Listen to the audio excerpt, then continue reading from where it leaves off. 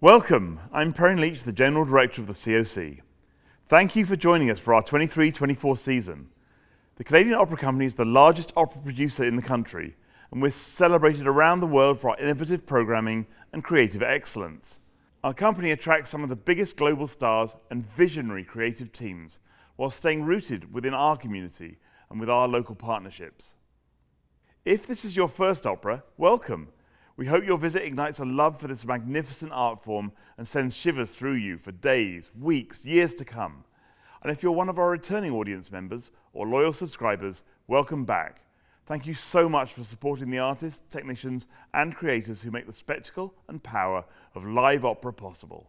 Producing world-class opera is just part of what we do here at the COC. All season long, you'll be able to find nearly 90 free performances as part of our concert series in the Richard Bradshaw Amphitheatre. We also collaborate with local schools and community groups to create educational programming like music camps, training programs, and other opportunities to go behind the scenes. Opera really is for everyone, and as your opera company, we look forward to helping you discover all this amazing art form has to offer.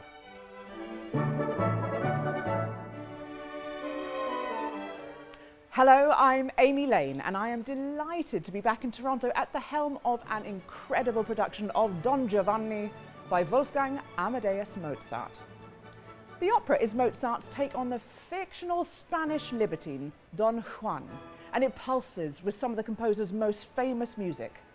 The piece is a dramma giocoso, meaning it blends comedy, melodrama, and the supernatural. It's an exploration of love and morality, serving up a cautionary tale about the inevitable consequences that everyone must face for their choices, and in particular, our notorious title character. Today I'm going to walk you through some of the opera's main points, key musical moments, and share as much as I can with you, so you can settle in and really enjoy the masterpiece that is Don Giovanni.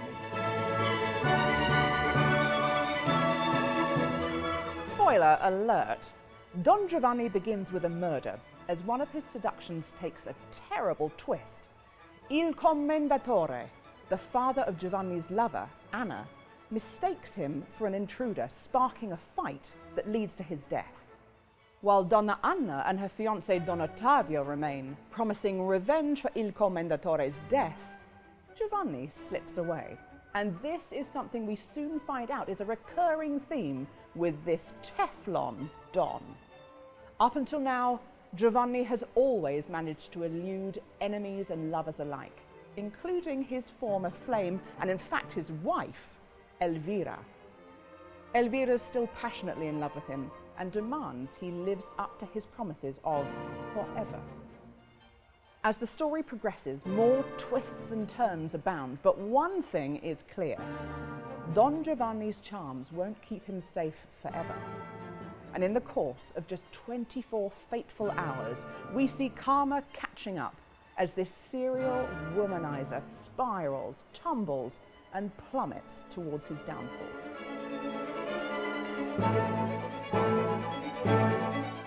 Don Giovanni is set in a variety of locations in and around Seville. In the opera, the story unfolds in a mix of urban and rural settings, including Il Commendatore's palace, a garden, and a graveyard. This particular production, originally conceived by the extraordinary director Caspar Holton, has pulled together some of the most incredible creative visionaries in the industry, starting with the award-winning set designer Ez Devlin.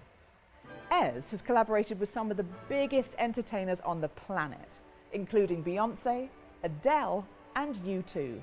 And here she's created a massive two-story maze of rooms and stairs, all rotating in sync with Giovanni's spiraling descent.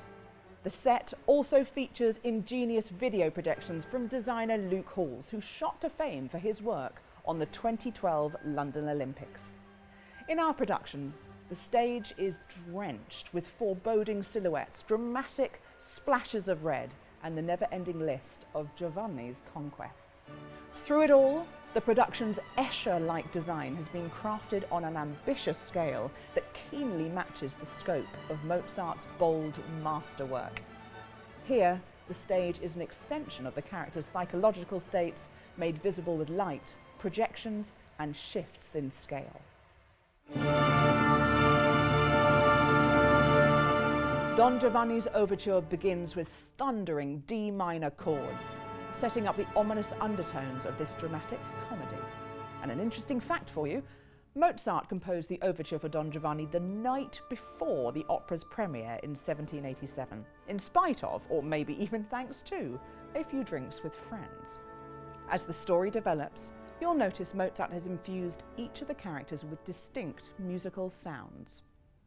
Donna Anna and Don Ottavio are considered nobility, and many of their entrances are scored in D major for grand-sounding horns and percussion, trumpet and timpani. Donna Elvira began her life in high society, but she's fallen out of favour due to her tryst with Giovanni, so her music is a mix of noble and more vulnerable music. And Zerlina often sings in the simple opera buffa style, meant to reflect her lower social standing. The one exception is Don Giovanni, who often seems to imitate the musical characteristics of whoever he is with in that moment, a social chameleon.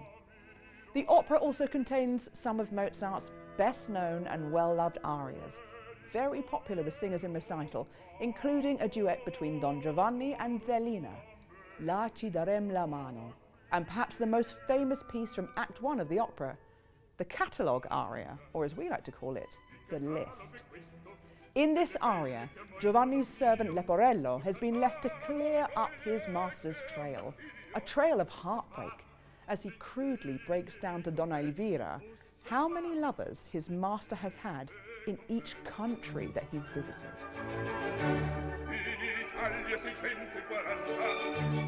I feel incredibly fortunate to have worked on this production 7 times now over the course of a decade. And it is incredible each time to walk into the rehearsal room and to meet the new artists who are going to take on and embody these roles. This production, in a way, is almost timeless, in that it allows air and space for each new artist to arrive and to create with me our new version of Don Giovanni. We've been working today on a particular scene with Don Giovanni and Leporello, and I've learned so many new ways of touching each kind of recitative. Each new line has a new thought process, a new nuance. We're always driving towards the same purpose, but we discover fresh in the room each time. And particularly, I love working with the incredible women in this piece. They have such strength, wit, agency and currency. They are a perfect match for our Don. They have to be, otherwise this 24-hour slide down to fate wouldn't be happening.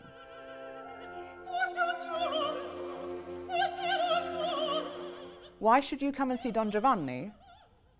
The score, the text, this cast, the characters that we're creating, the design, and the perfect opportunity to punish a glorious villain.